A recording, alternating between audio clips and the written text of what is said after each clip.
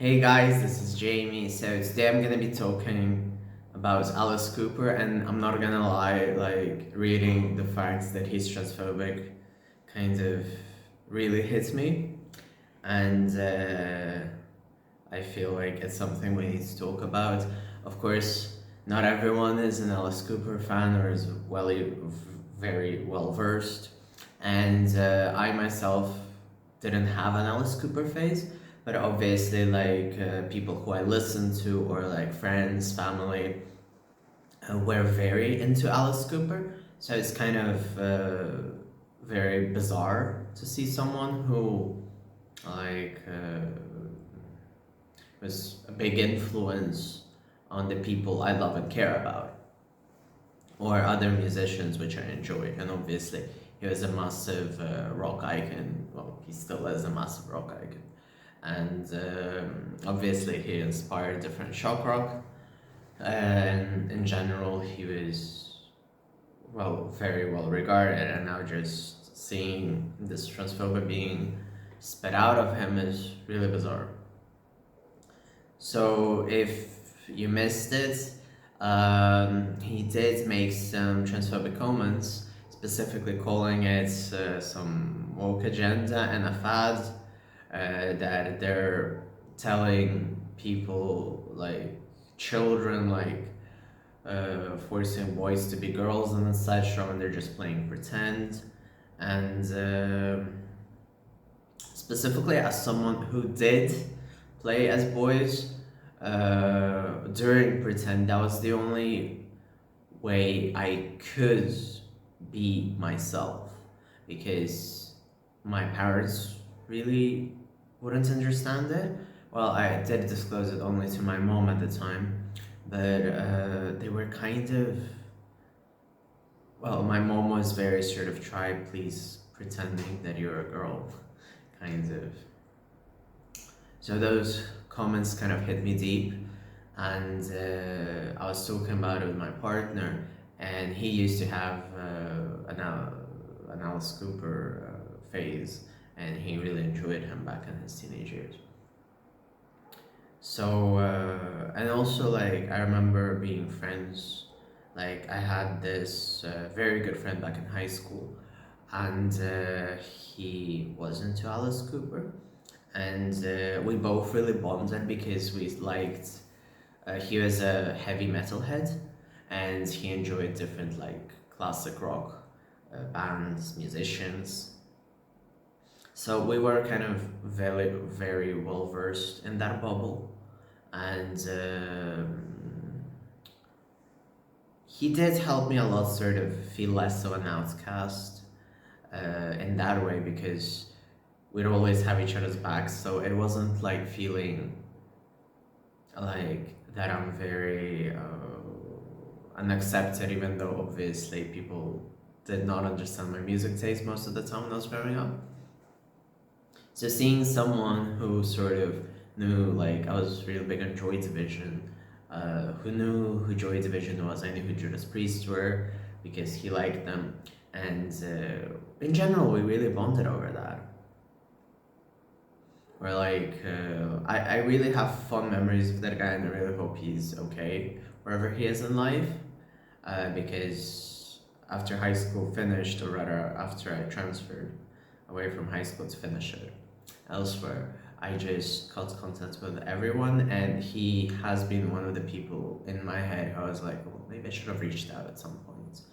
But I don't know how many people would react to me being trans, and I didn't want to sort of put my head there. I kind of cut ties with high school people ages ago, and yeah, but he's one of the people I remember, and I really hope everything is well for him. And I'm very thankful that he was there for me to not feel like an outcast, and to just talk about music and be a friend as well, obviously. So yeah, and then my dad really liked Alice Cooper. I remember he even saw him in concerts, more than maybe 15 years back. So he was always very amazed, like how he still performs, how he does the usual tricks, and it's just really weird from my own personal perspective, because also like certain things that he mentions in that interview, which was to stereo gum. They asked him about what's your stance on gender and sexuality now, and obviously, well, Alice Cooper was famous for changing his name to a woman's name, and sort of doing lots of makeup, like I wouldn't say androgynously, but he did play with makeup, long hair, like have a different sort of visual aesthetic from men of that time, men of this time, even that sometimes. So obviously he was a trailblazer for different acts, for men in makeup, for specific stage, obviously rock musicians when it comes to Alice Cooper's sounds, albums, and etc. So yeah, it really feels, it kind of really dug into my skin, this one specifically.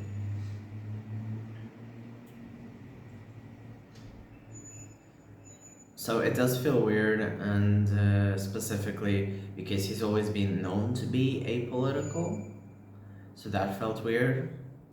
Specifically because he was saying that this a religious agenda, political agenda, and it's like if you're gonna stay apolitical, stay apolitical, or maybe don't voice your opinions. And I was talking to my partner about this because we both kind of got saddened by it.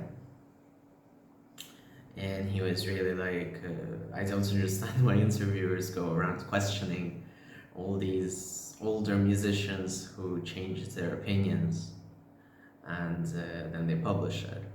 Like, obviously, maybe Alice Cooper wants to get some press since he's releasing an album. But obviously, not all older musicians are bad. I mean, there's the musicians which advocated for LGBT back in the day. There's musicians which pushed the limits further than Alice ever did. So yeah. But at the same time, it just feels very weird when it comes to this specific situation.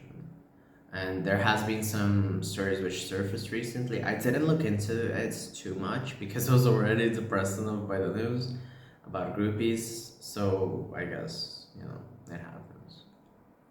It happens that he's one of the bad guys, if you must.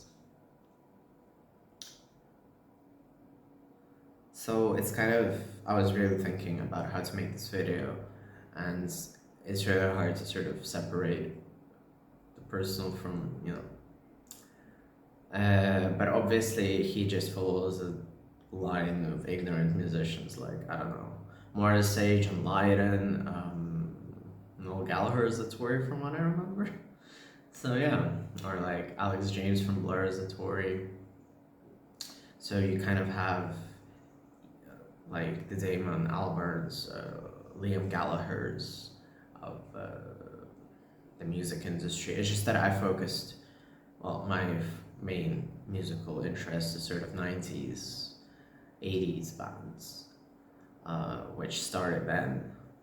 So obviously, I talk mostly about 90s bands.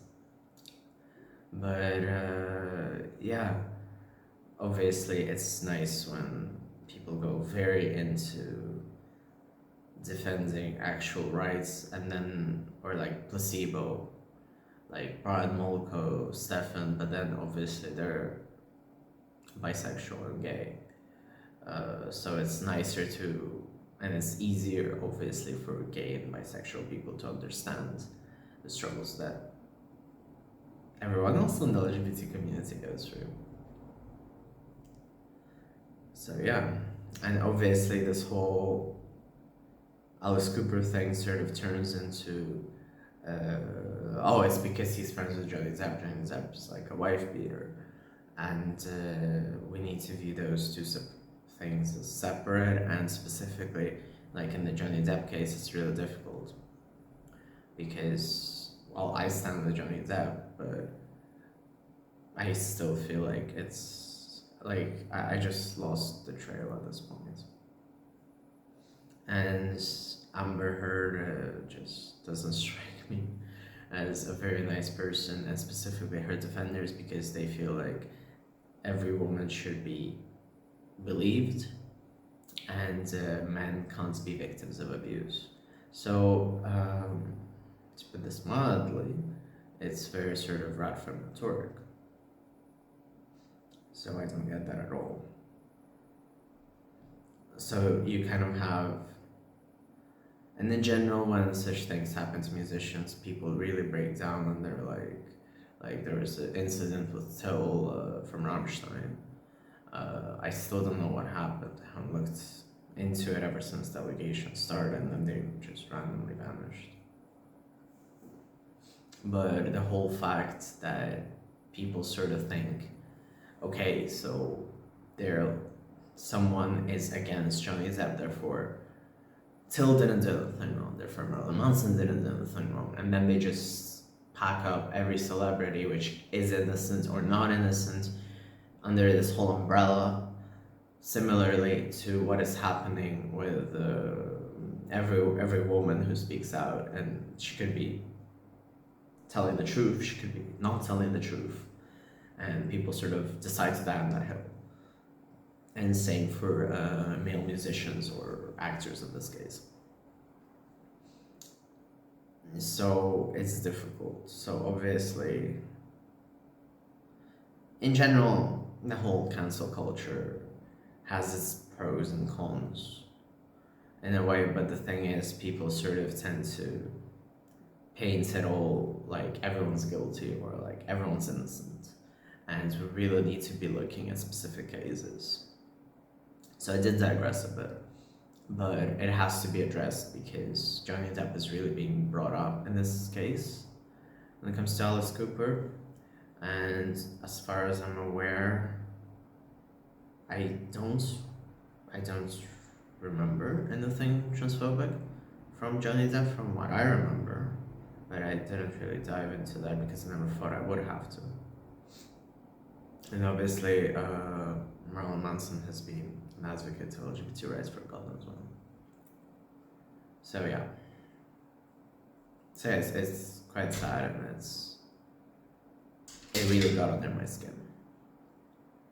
So yeah, I wasn't expecting that factual. I really don't know what to say because usually I can distance myself from sort of certain things, like for instance, people find it really difficult to distance themselves from Harry Potter. And I do understand that, like, even for me it was difficult in the beginning, but obviously I was so revolted that I just cut it off. And obviously it's been like a day since I found out about Alice Cooper.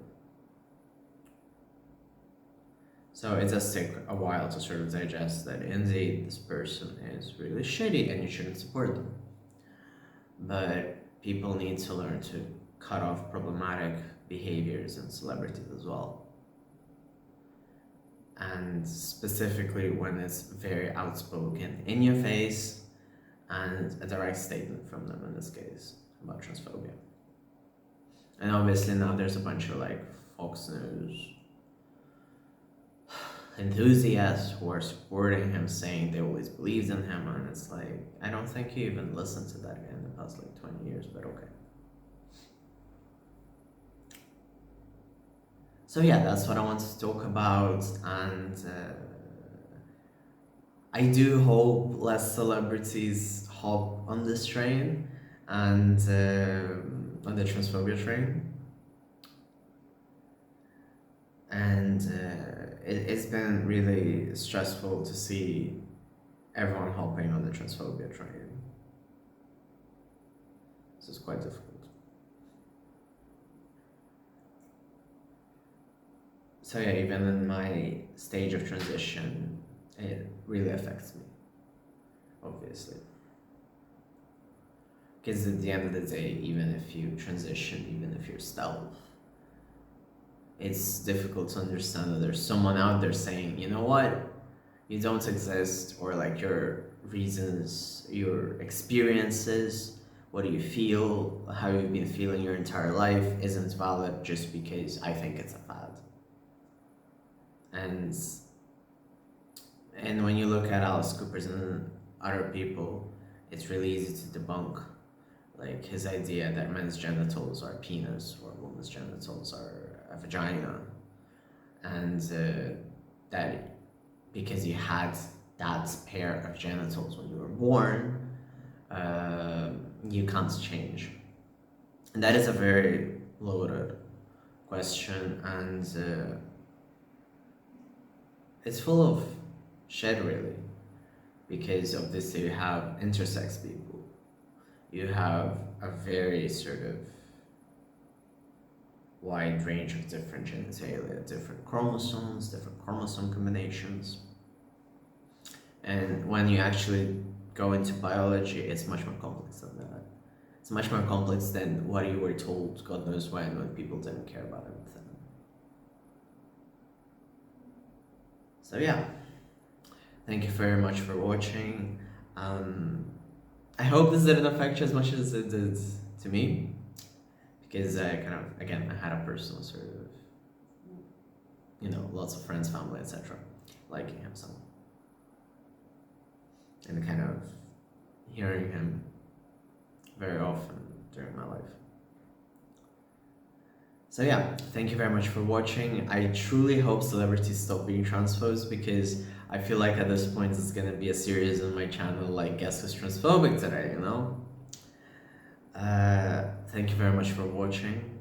I hope you enjoyed this video. Please share. I mean, obviously, you have to show people that, you know, his true colors. You reap what you sow. And give a like, subscribe, please. And yeah, thank you very much for watching.